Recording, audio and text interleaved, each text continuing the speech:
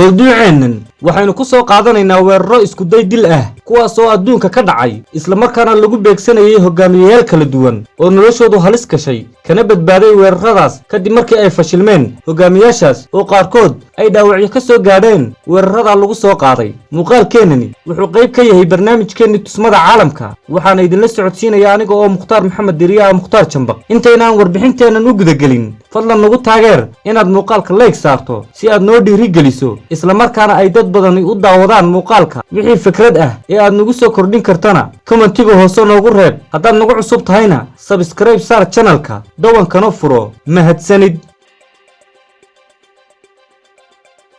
muuqaalkeennan maanta waxaynu kaga hadlaynaa 10 hogaamiye kuwaas oo soo kala xukumay wadamo kala duwan isla markaana iyagu waa hogaamiyayaashaasi lagu soo qaaday weeraro fashilmay kuwaas oo lala doonayo in lagu dhibaateeyo nafahooda. Soomaalida ayaa hore ugu mahmaahday gari laba nin kama wada qoslisee weeraradan kala duwan ee hogaamiyayaashaas lagu qaaday waxay inta badan ka dhasheen mucaaradnimo siyaasadeed iyo nacayb xooggan oo ka dhashay nidaamkooda hogaamineed. hogaamiyaha ugu horeeya aynu barnaamijkeena kaga hadlaynaa isla markaana weerarka naftiisa lagu beegsanayo lagu soo qaaday waa hogaamiyihii hore ee xisbiga dhaqdhaqaaqa xuquuqda iyo xorriyadda ee dalka Bulgaariya Axmed Dogan kaas oo sanadkii 2013 lagu soo qaaday weerar fashilmay oo naftiisa lagu beegsanayay isagoo masrax uu khudbad ka jeedinayay taagan isla markaana ka badbaaday kadib markii ay kabiday ama ay dhici weyday baastoladii uu sitay ninkii weerarka ku soo qaaday. in yar kadibna ilaaladii goobtaasi ay gacanta ku dhigeen ninkii weerarka fulinayay. hogaamiyaha labaad ee aynu barnaamijkeena ku soo qaadanaynaa waa madaxweynihii hore ee dalka Faransiiska Nicolas Sarkozy. hogaamiyahan ayaa weerar lagu soo qaaday sanadkii 2013 isagoo gacan qaadaya qaar ka mid ah shacabka dalkiisa. weerarka oo uu fulinayay mid ka mid ah shacabkii meesha taagnaa kaasoo weerarka ku fulinayay gacantiisa kadib markii uu si xun u soo jiiday kaladhka madaxweynaha isla markaana uu madaxweynuhu ku sugtay inuu dhulka ku dhaco. intaa kadib waxaa madaxweyne Sarkozy badbaadiyay ilaaladiisa khaaska ah kadibna gacanta ku dhigay ninkii weerarka soo qaaday.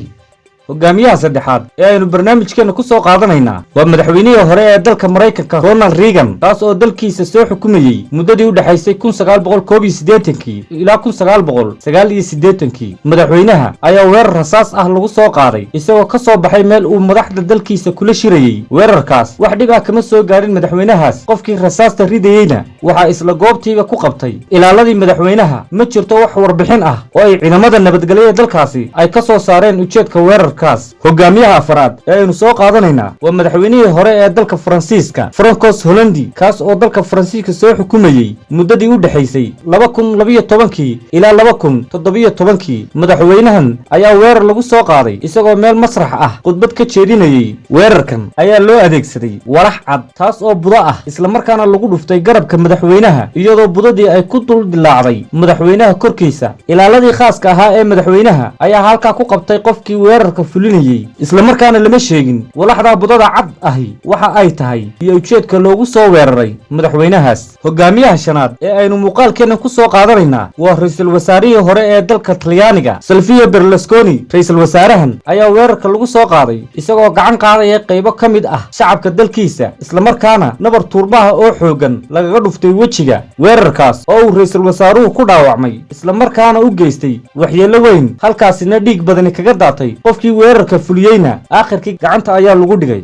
hogaamiyaha lixaad ee aynu muuqaalkeena ku soo qaadanaynaa waa madaxweynihii hore ee dalka Mareykanka George W. Bush kaasoo dalkiisa soo xukumayay muddadii u dhaxaysay 2000 ilaa 2008. madaxweynahani waa madaxweynihii iclaamiyay in islaamku xaq jir yahay isla markaana weerarka ku soo qaaday dawladdii Ciraaq ee xukumayay Saddam Hussein. sidaa daraadeed nacaybkii ay muslimiintu u qaadeen wuxuu sababay inuu weerar ku qaado suxufi Ciraaqi ah. Bush oo ku sugan gudaha dalka Ciraaq sanadka 2008 weerarkaas oo suxufigu u adeegsaday kabihiisa ilaa uu madaxweyne Bush si degdeg ah uga cararay masraxii uu ka hadlayay. hogaamiyaha toddobaad ee aynu barnaamijkeena ku soo qaadanaynaa waa madaxweynihii hore ee bangiga dhexe ee Yurub Mario Draghi kaas oo xilka hayay muddadii u dhaxaysay 2000 ilaa 2019. hogaamiyahan ayaa weerar lagu soo qaaday isagoo meel masraxa ka hadlayay. weerarkaas waxaa fulisay qof dumar ah taasoo ka cadhootay hadalladiisii, isla markaana inta ay ku booday masraxii uu saarnaa ku dhufatay kuna daadisay waraaqihii ay sidatay. hogaamiyaha sideedaad ee aynu muuqaalkeenna kaga hadlaynaa waa madaxweynaha dalka ruushka Vladimir Putin. madaxweynahan ayaa weerar lagu soo qaaday isagoo kulan la qaadanaya madaxda kala duwan ee caalamka. weerarkan waxaa fuliyey laba dumar ah. labadaas dumarka ah ayaa qawanaan ku soo galay hoolka ay ku sugnaayeen madaxda caalamku, isla markaana waxay si toos ah u bartilmaameedsadeen madaxweynaha ruushka. intii aanay gaadhin madaxweynaha waxaa gacanta ku dhigay ilaaladii goobtaas. hogaamiyaha sagaalaad ee aynu soo qaadanaynaa waa madaxweynaha Venezuela Nicolas Maduro. madaxweynahan ayaa weerar lagu soo qaaday isagoo u khudbadeynaya shacabkiisa maalinta qarannimada dalkiisa, isla markaana goobtii uu ku sugnaa waxaa ka dhacay qarax xooggan. ilaaladii madaxweynaha ayaa markiiba ku wareegay goobtii uu ku sugnaa madaxweynuhu. dabaaldegii socdayna wuxuu noqday in meesha lagu kala yaaco ilaa ciidankii gaardiga sameynayay ee u dabaaldegayay qarannimada dalkooda. hogaamiyaha tobanaad ee u dambeeyay barnaamijkeenani waa madaxweynihii hore ee dalka Mareykanka Donald Trump, kaasoo lagu soo qaaday weerar aan kamaraduhu qaban isagoo meel fagaaro ah kala hadlaya taageerayaashiisa. kadibna ilaaladiisa gaarka ah ayaa si degdeg ah ugu yimi kana kaxeeyay goobtii uu ku sugnaa ee lagu soo weeraray.